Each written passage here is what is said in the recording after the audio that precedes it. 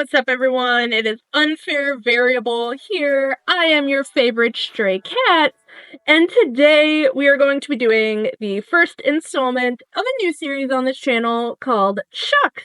It sucks, because everything that we love sucks at least a little bit. Today we are going over Palworld, a game that has taken the world by storm lately. And the way this works is we're going to list a reason Palworld sucks, followed by 2 reasons that it doesn't, and we're going to repeat that process 5 times. So in total, I'm going to be giving you 5 reasons that the game sucks, and 10 reasons that it doesn't. Let's get into it with number 1. Alright, so the first reason that Palworld kinda low-key sucks is because the game's in early access. And this isn't necessarily the game's fault. It's not an issue with the game itself. It's just the issues that come along with having a game be in early access. This includes things like bugs, glitches, pingulets raining from the sky. No, I am not kidding. That is an actual glitch I experienced where they would rain from the sky and then instantly, unalive the moment they hit the ground. I don't know what was happening there. I really don't. I wish I would have got it on film for you guys, but that is a legit bug I experienced. Everything from clipping, falling through floors, cells not summoning correctly, and, I mean, think about it. 7 Days to Die was in early access for 11.5 years. That's right, 11.5 years is how long that game was in early access for. And that is a very rare, extreme case. That is not the norm, right? Most games are not in early access for like 10, 11 years. But it does kind of give this little like, I don't know how I feel about paying for a game that will significantly change over time as I play it, and usually those changes are for the better.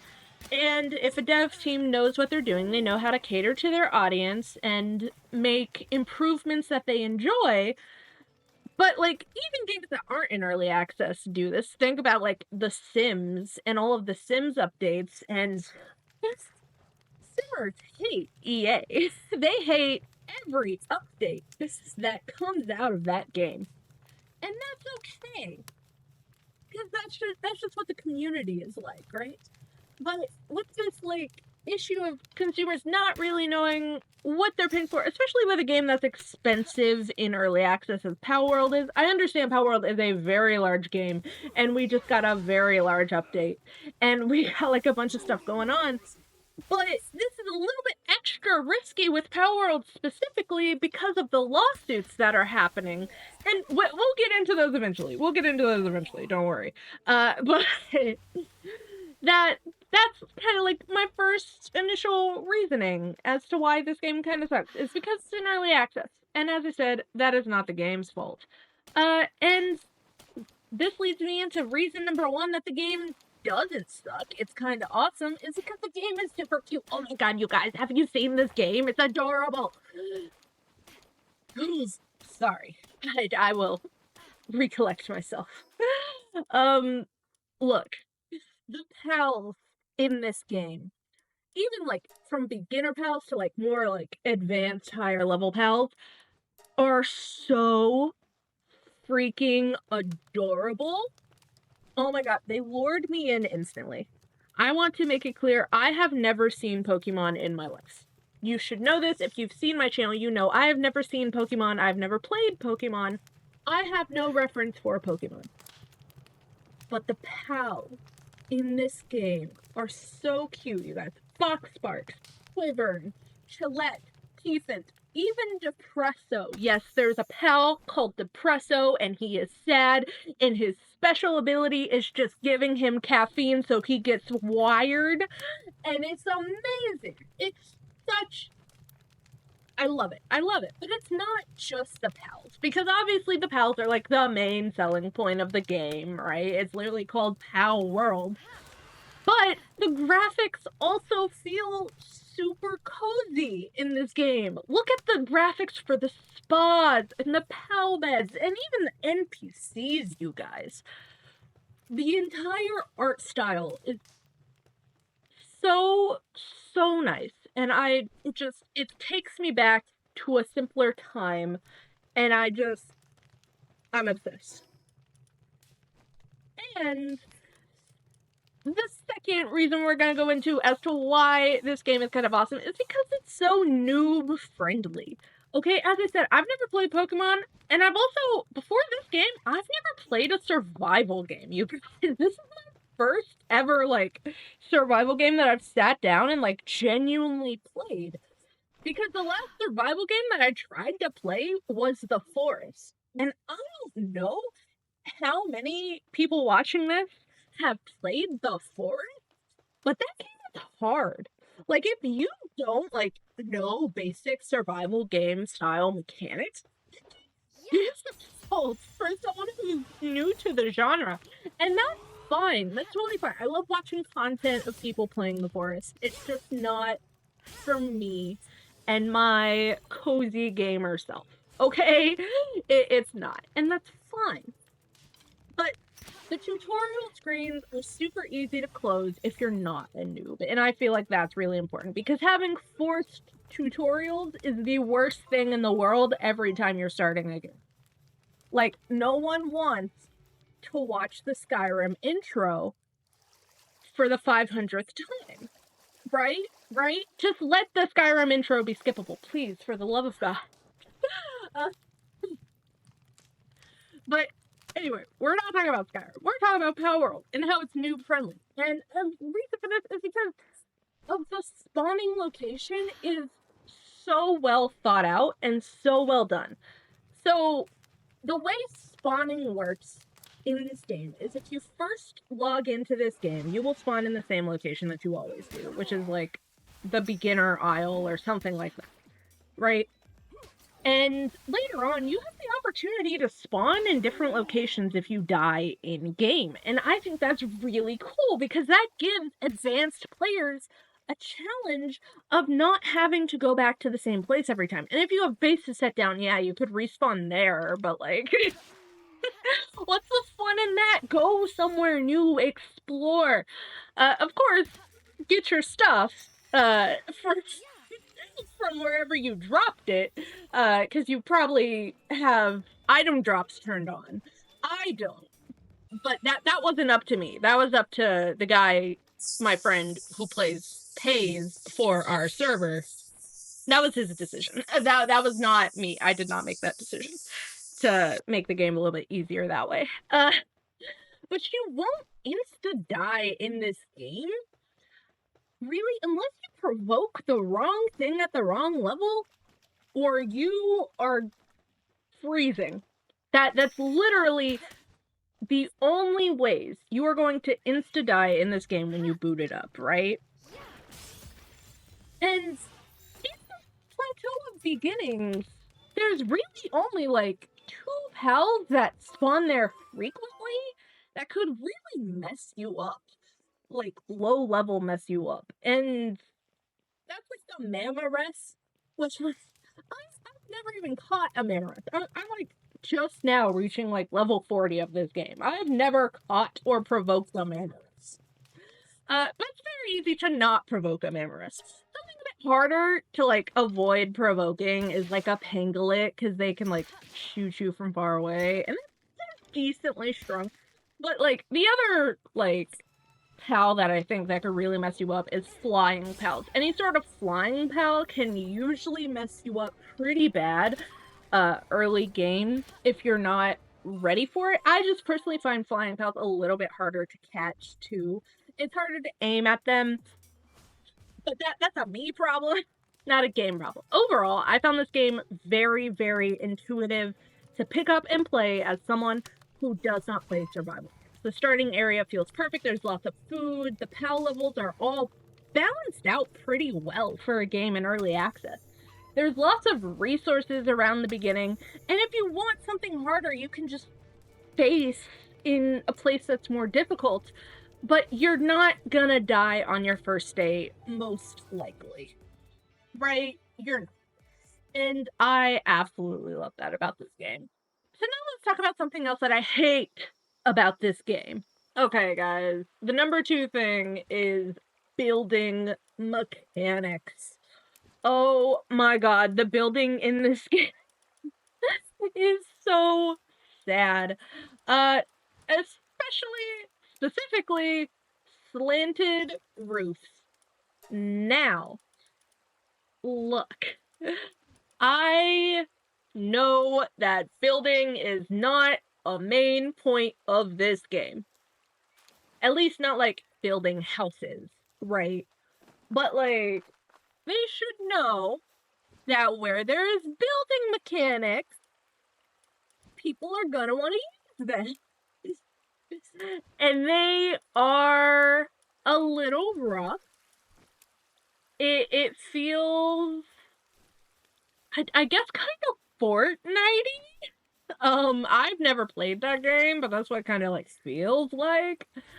But slanted roofs specifically are the biggest pain in my butt to try and place.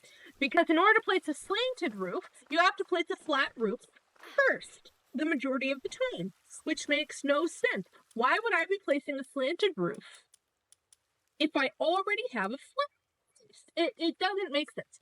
And look, I'm not one to judge. I'm not exactly a great builder, okay? I'm not. It's not my style. I'm not one who goes and like decorates my bases and makes them look all pretty. I just like building fairly extravagant structures for very specific things. Like I like having a little hut for my pals to sleep in.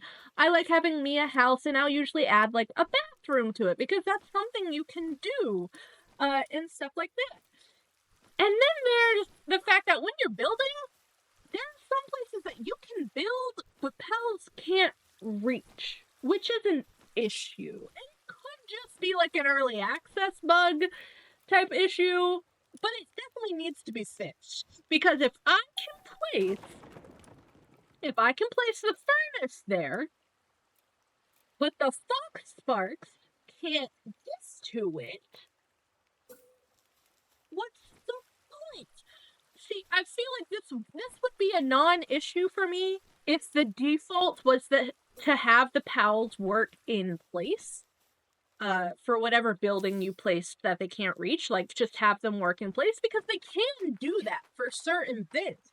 But it doesn't work all the time. It's not like a flawless system. And if it was, I feel like it'd be a lot better.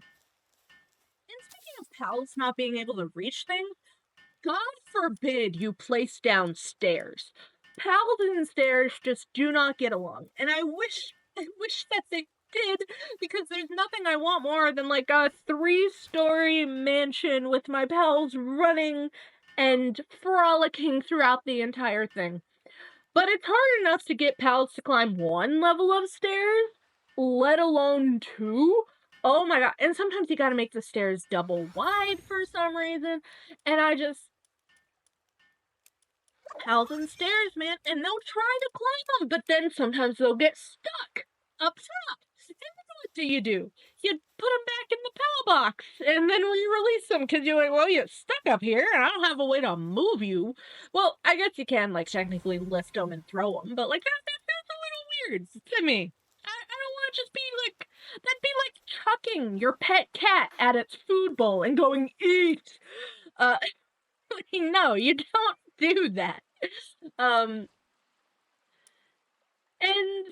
another, like, this is kind of a non-issue. This is more of a me thing. Why? I don't like that you unlock new building sets over time. That's one thing, like, I wish the minute you found the resource, you have access to the building set, is how I personally would have designed it. But the way that the building sets work, you have wood, stone, metal, glass, and maybe some others that I just have not unlocked as of right now. But you level up, and you can choose whether or not you want to unlock these different things. And I wish, well, except for wood. Wood is there by default. I'm fairly certain. Wood is, like, the only one that's there by default. But I wish the minute you find stone is the minute that the stone building set unlocks. I don't like having to pay tech points to unlock that. That's just a me thing. It's personal preference. I'm sure it doesn't bother other people. It bothers me a little bit though. And also, bases are a little bit small compared to especially some of the newer buildings that have been added to the game and the Fabric update. Or Feyworld, I don't know what it's called. The most recent update. Some of the buildings are gigantic compared to the size of bases. And that's fine, because you can have multiple bases, but me personally, I like to have a main base, and then I just kind of use the other bases as, like, fast travel points. If I'm being completely honest, I don't like having, like, this is, again, a play-based thing, because, like, my roommate, he loves to, like, have a bunch of different bases, and each base has, like, a purpose. Like, this is my mining base, this is my logging base, and I'm like, no, this is my base, this is my home, this is where my pals live. And this is the mini home and the mini place where pals live, and that's just how I treat it. But the bases are pretty small compared to the size of some of the buildings. So, like, I wouldn't go into this expecting to be able to place all the buildings that you want to place on one base. It's just not feasible. It's just not possible. And I think that's intended, but I don't like it. Okay? I don't like it. But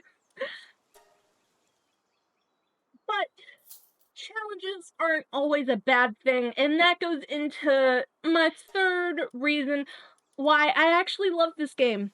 I love the challenges in this game.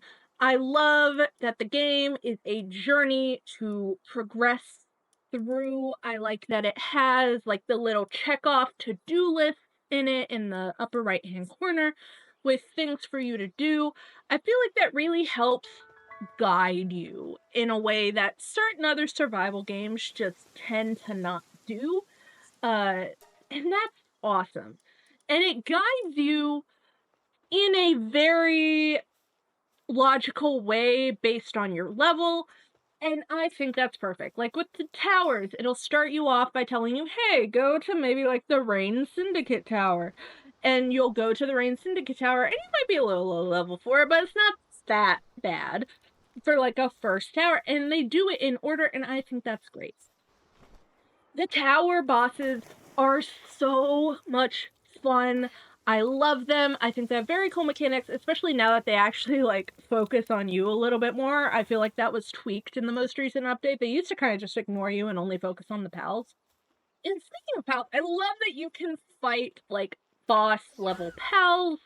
Again, this is something that is viewable from the map. You can see the levels of the, like, boss pals, so you know if you're ready for them or not. And that is something I really appreciate in this game, is it lets you know if you're ready for something.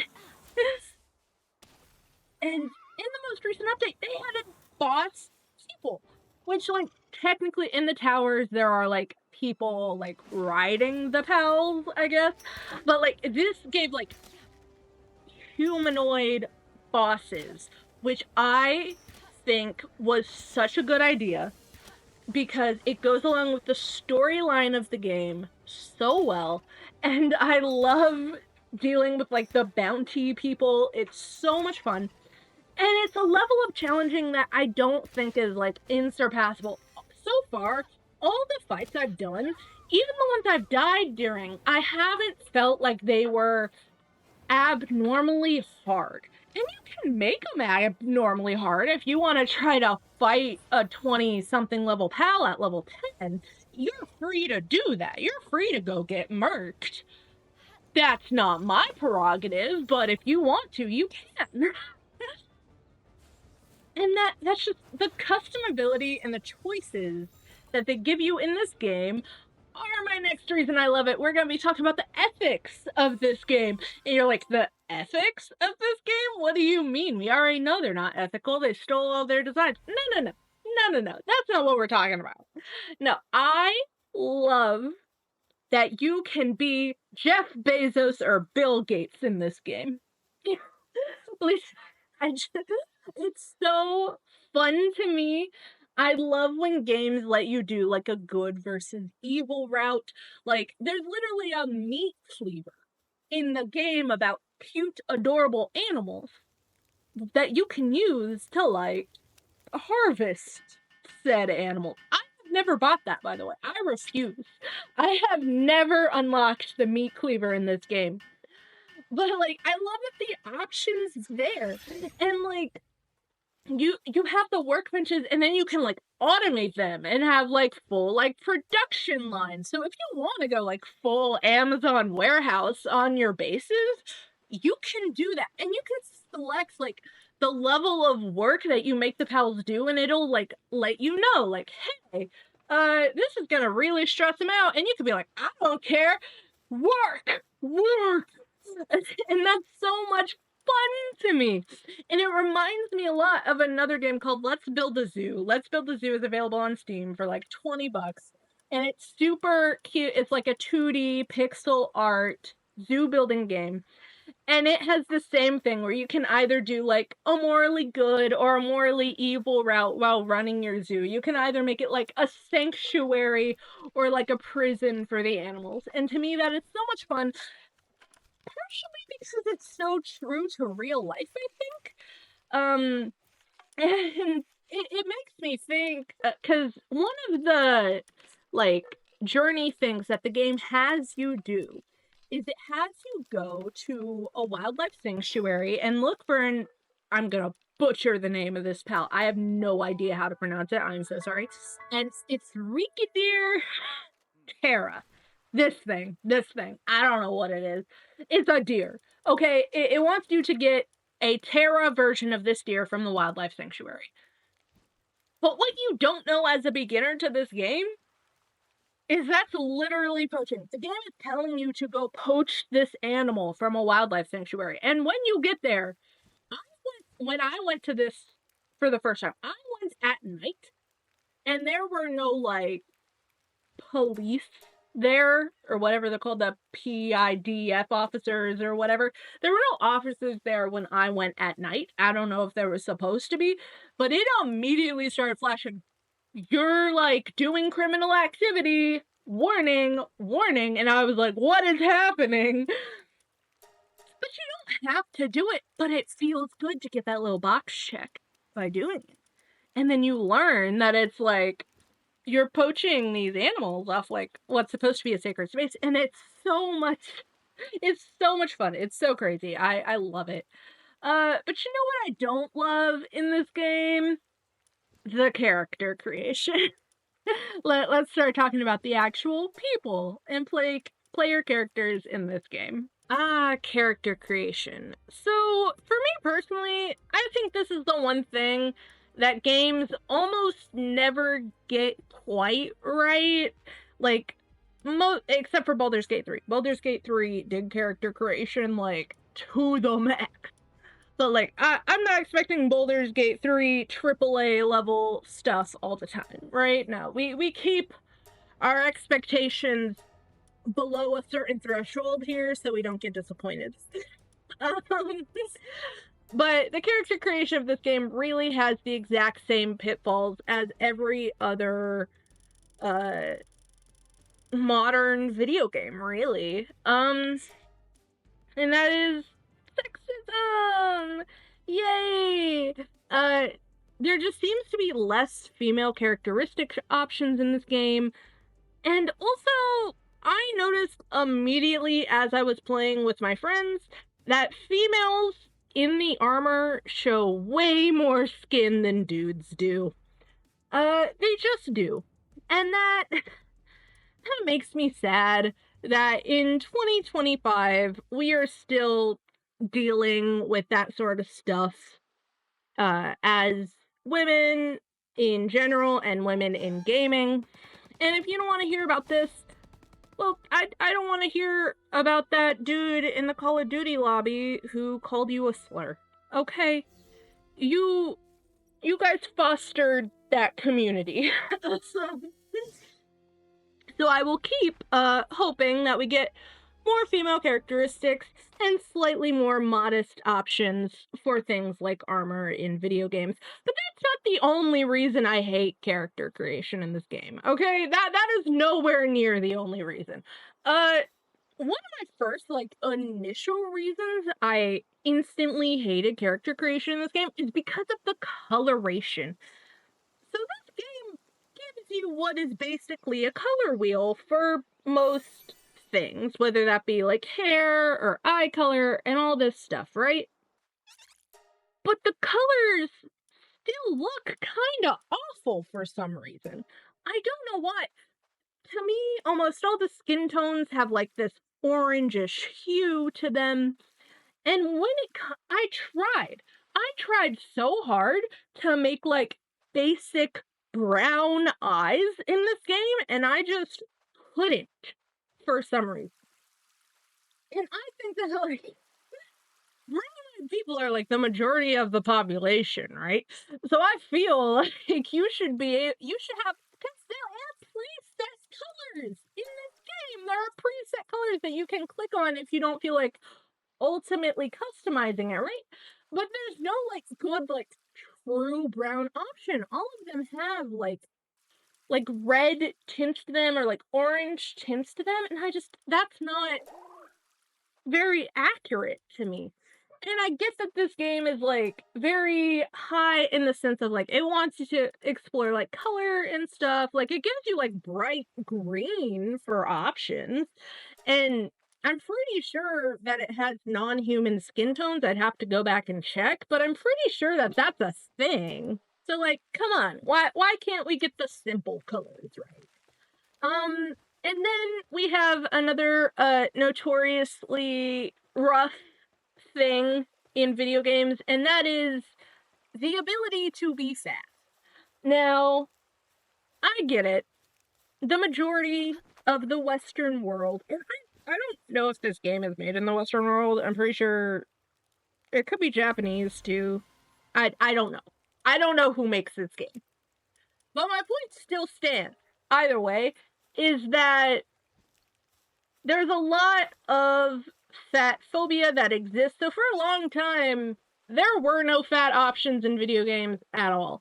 And now they're here, but they look like someone who gave a child whipped cream and they just poured the whole can of whipped cream on the counter. And that's kind of what fat bodies look like in video games. And the clipping of them. If you can't even see the hands of some characters, if you put them above a certain body weight threshold, and props to this game for like adding like body size to like different multiple parts of the body, right? Like I'll give props where props is due. A lot of games don't even do that and they just like blow you up entirely, but this you can like customize your legs specifically and your stomach region specifically and your arms specifically, and that's good. That is a genuinely good thing. It's just not quite good enough. It looks bad. It looks bad, and I wish it didn't look bad, because personally, I might added a little bit of weight to my characters. I'm not a super, like, dick of a woman. No, I have some fluff on me, okay? And I am not someone with a six-pack, okay? Most people aren't. And that is reality, and that is okay. And again, I give the game props for one more thing in character creation, and that is that it doesn't have a gender binary necessarily in the character creation. It's much more fluid. It's like, which body type do you like? This one or this one? And then you can customize it. And then it's like, here are all the faces that we have. And some of them are clearly masculine and some of them are clearly feminine. And then I feel like they purposely tried to make some of them more ambiguous. And I will always, always, always support gender neutral options in video games. So we're gonna move on to like a reason why I love this game because I'm already kind of talking positive about one of my negative things, right? And that is there's lore. There's lore. If you don't know me, I have a sweatshirt that says "Whore for Lore," and I got it from a fellow YouTuber called Plumbella. I got it from her shop, and I love lore. I love story in a game, and I went into this not expecting a story because stories in survival games are not the norm. They are not. And that is okay. Not everything has to have a story to it. But I personally love a storyline. And I heard that there's going to be like a final boss and maybe a proper ending that they're going to add to the game later in 2025. And that excites me so much. But let's start with like just the intro of this game. Immediately gives you story. It's cute and it's enticing, and you are waking up on a beach surrounded by pals. And I love that in the intro the Catava falls over because Catavas are notoriously clumsy pals, and I love that about them. And they're also notoriously anxious pals. They love to run away. They don't like to like interact with you unless they like know you. And I love the intro. And the intro's enticing because the minute you pick up that tablet, it's like the tree holds the key or something. And I was like, what? And then you see like this massive tree that you cannot access in like the background of the game the whole time. And it's like, huh, interesting. And then there's the cards that you can find throughout the game that like give little lore drops in the journals. And you do have to like go to a like specific part of the menu to actually read them. And I don't know how many people are going to do that, but there are definitely people who will, and I am one of them. And that's the thing. You expect like diary entries to be like from one specific person, but no, the minute you complete a boss, you can unlock their diary entries and their lore and learn about them. And it's so cool. So you get like multiple people and perspectives on the world around you, and I absolutely love that. That's so enticing and so unexpected for a survival game, you guys. But it's not just the world that has lore. The pals in the Palpedia all have little highlights about them, about the pal, and it gives lore to the pals themselves. And I am obsessed with reading them. They are so funny. Seriously, if you haven't read some of the Palpedia entries, I really encourage you to do so because they're short and they're funny and they're straight to the point. And it's the little pop-ups you get whenever you catch a pal for the first time. It'll usually like have their Palpedia entry pop up.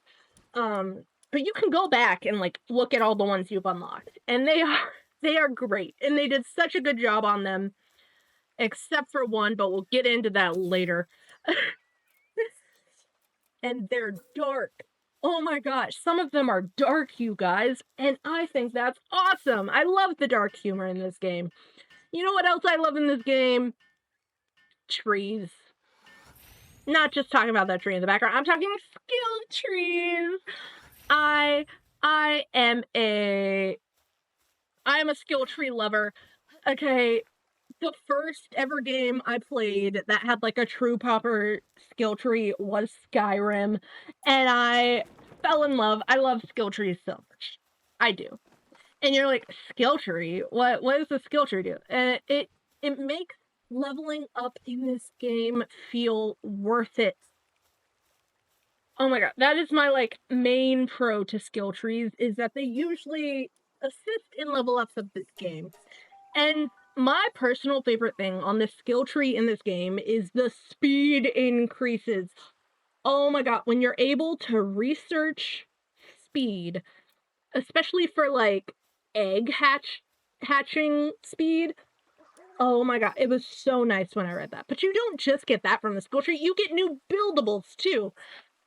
Now, I'm not a huge fan of like things that were just easily readily available in the game now being locked behind a research tree. I'm not a huge fan of that, but like if I picked up the game now and this is just how the game was, I'd love it. I know I would. So that's just that's the issue that comes with early access, right? Is sometimes things are going to get locked behind things when they weren't before. And that's just par for the course. So I'm not taking off like points against Palworld for that, right? Because I just this one's so stupid, but I like skill trees. I do. And I don't know what to say. Oh, it gives me a reason to hoard everything. And first of all, everything in this game that is buildable is a chest, almost, right? Like, the medicine rack is a chest, and the barrels are chests, and the crates are chests, and the chests are chests.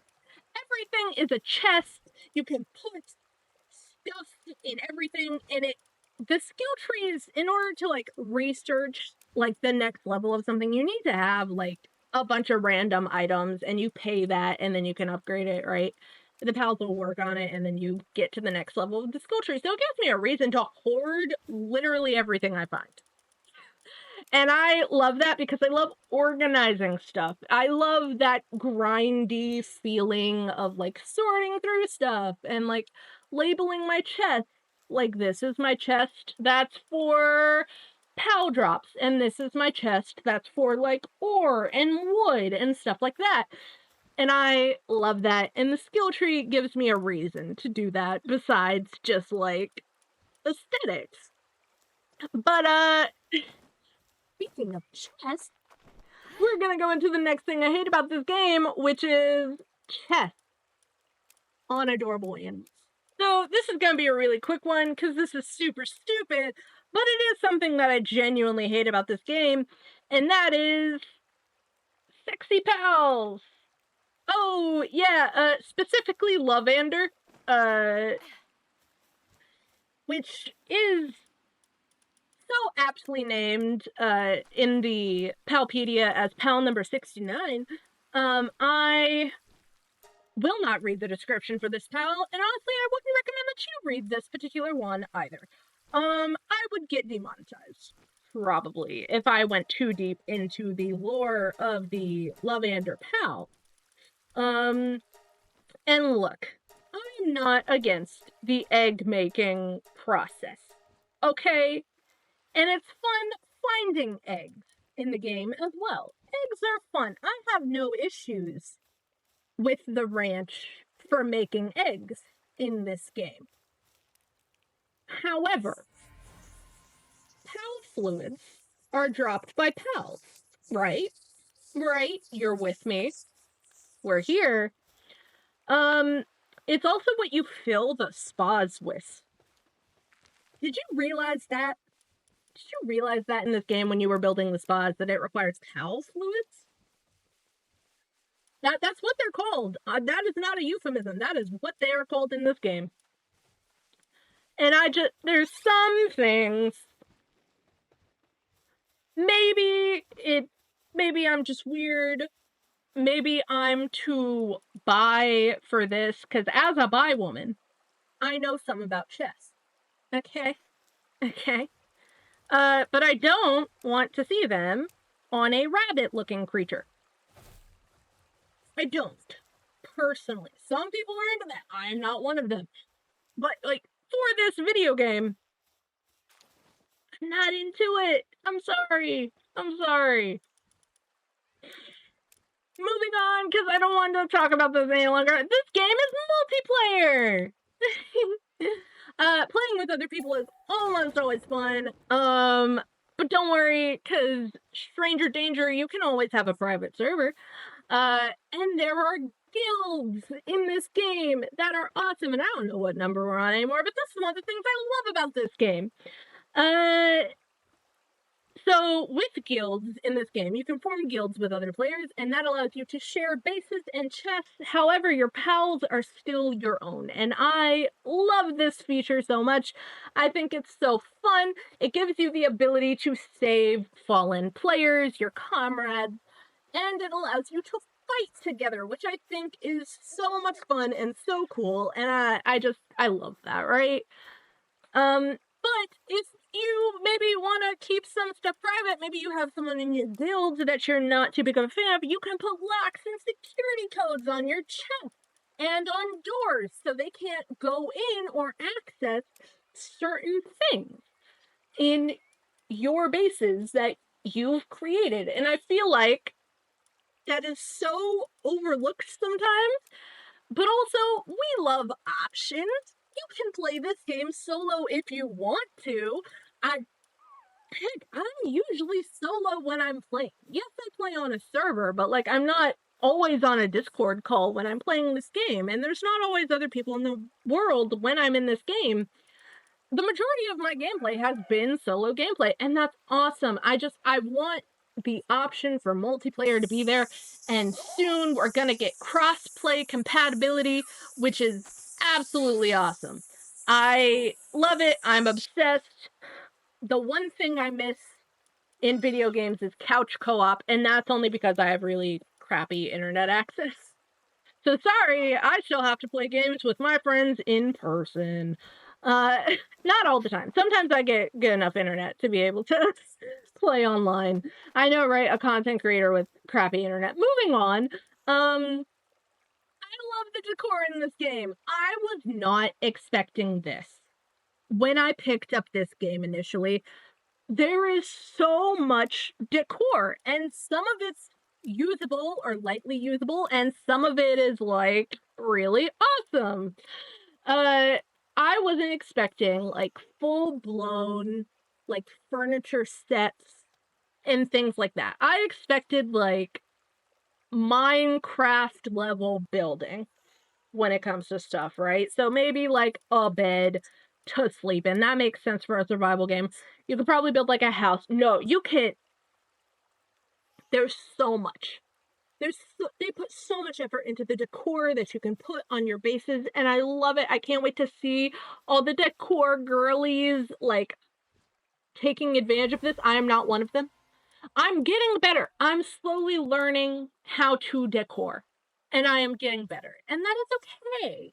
That's fine for me. But like the vanity in the game is usable. It allows you to re-customize your character. They have full bathroom sets. The medicine cabinet is a chest specifically for medicine that your pals can then go to if they're sick or depressed or injured and get their medicine. The tavern set looks so cool. My favorite set is the houseplants. I love houseplants. I use those a lot in my bases. But also, once you get electricity, you can get electric lights. And if you're not into the vibes of like harsh electric lights, no one's stopping you from keeping your torches up either.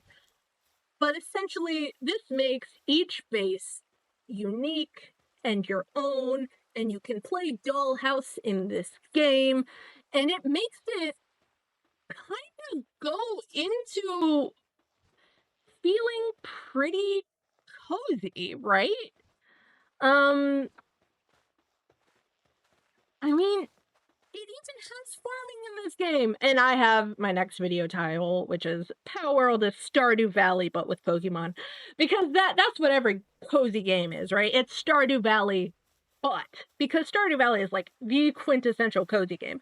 Palworld, I think, has the ability to be a cozy game. I feel like this is a game that's going to be very cozy for me, personally. As someone who likes active games, right? I feel like this is one of those that will be a long-term mainstay comfort game for me. And I love the idea of people who say things like, The Sims isn't a real game, but they've never tried to raise 7 toddlers in The Sims. Looking at me saying, yeah, Palworld's a pretty cozy game, and being like, what are you talking about? Palworld is not a cozy game. It's literally a survival game. Pretty cozy to me. It just depends on how you, right? And that's the beauty of this game, is there's many different ways you can play it. But in the end, it is just Pokemon with guns, which is the next reason I hate it. That's right, everyone. The fifth and final reason that I hate Palworld is because it's just Pokemon with, which is the most American thing ever. Like, stealing another culture, adding guns, and calling it ours is the most America thing I have ever heard. Right? Um, and I know nothing about Pokemon. I know a little bit about copyright because, like, I worked for a newspaper a couple times.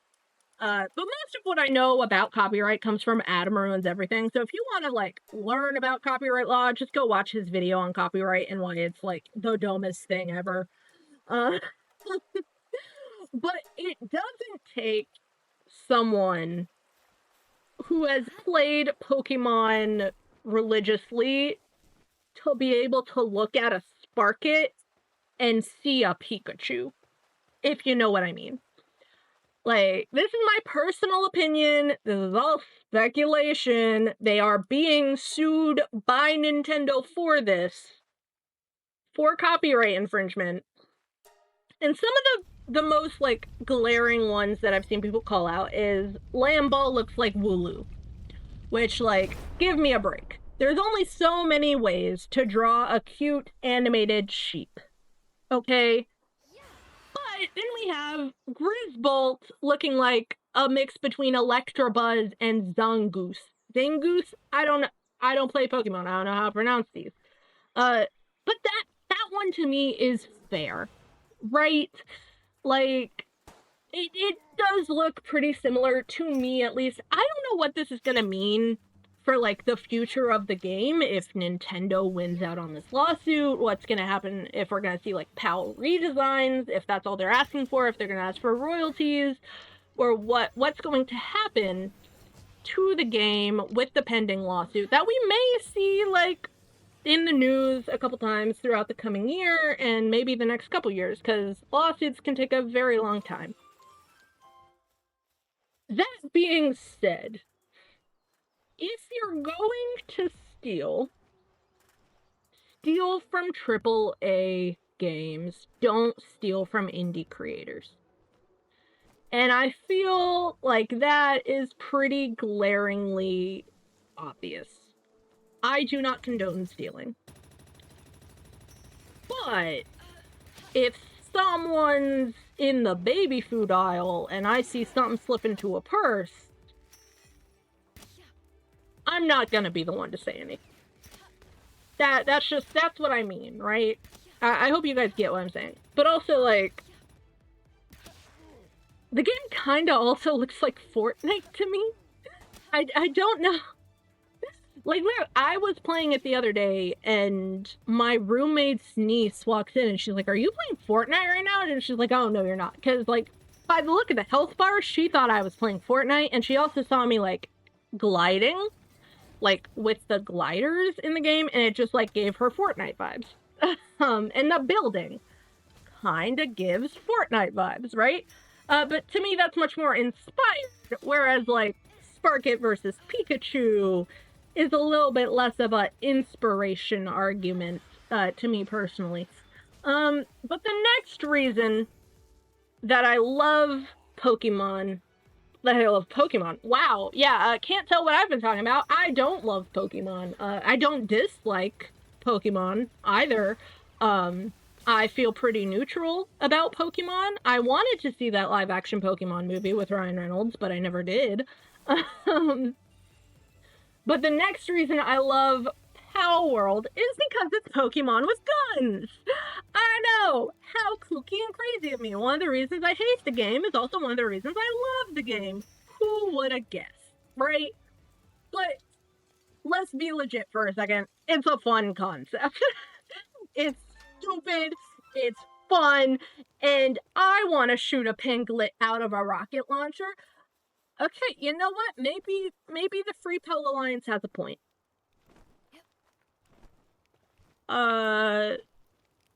Maybe the in-game PETA people have a point. However, whenever I see the PETA people, they always have them in cages.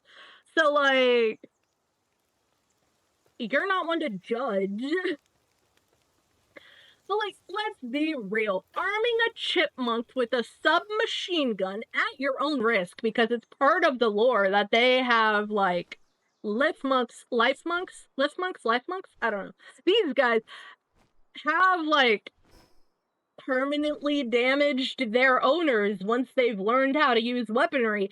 And that's so funny. It's like arm these at your own risk.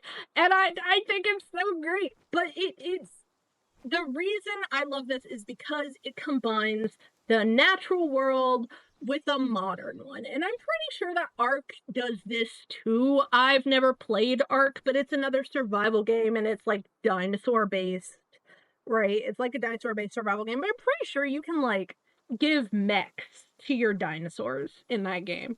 Correct me in the comments if I'm wrong, because I could be wrong. But I'm pretty sure Ark does this too and does it pretty well.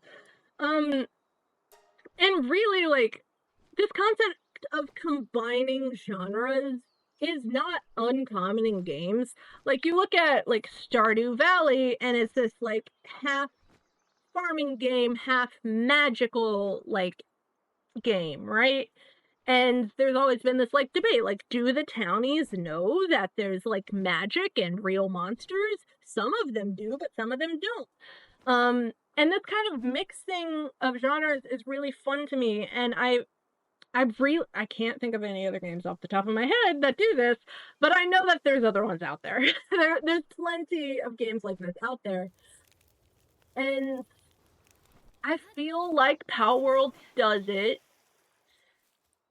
a little abruptly, but still well. Like, I feel like the upgrade from, like, workbenches to electricity is a little bit fast, but also we're in a world where, like, pals summon electricity with their thoughts, right? So, like, I don't think it's that far-fetched. But this kind of leads into my final point of to why I love this game. Point number 10 is it kind of makes me feel like a kid again, you guys. It's, you know, that feeling of experiencing something you love for the first time, and then you go back and you wish you could experience it again for the first time. That's kind of what this game feels like to me. It gives me that this is my first time experiencing something, and I genuinely enjoy it.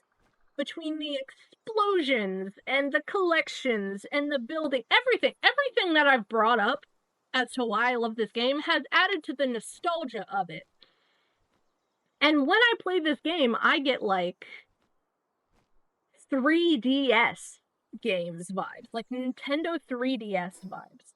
And I don't know why, but Gen Z, my generation, we love old stuff. That's such a weird sentence, but we do. We love antiques. We love stuff that gives us nostalgia from our older siblings, so like 90s stuff like that. We love stuff that reminds us of when we were a kid because we're becoming adults now, right? I'm 24. I'm going to be 25 this year in like 6 months. And I still feel like a kid in a slightly larger body, right? With like the perks and the complications that come with being a legal adult. And games like this provide an escape from the real world. And Palworld provides that escape so well.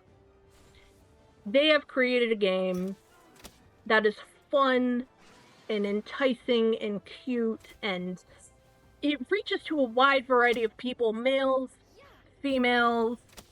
Like, I see a lot of people genuinely loving this game, and I really want more people, especially more women, to try it, because I feel like, you know, Pokemon with guns as a tagline may not entice very many women to this game, but I tried it on a whim one day because my roommate was playing it, and I was like, what is something I can get my roommate for Christmas?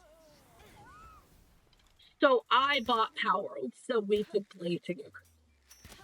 Right?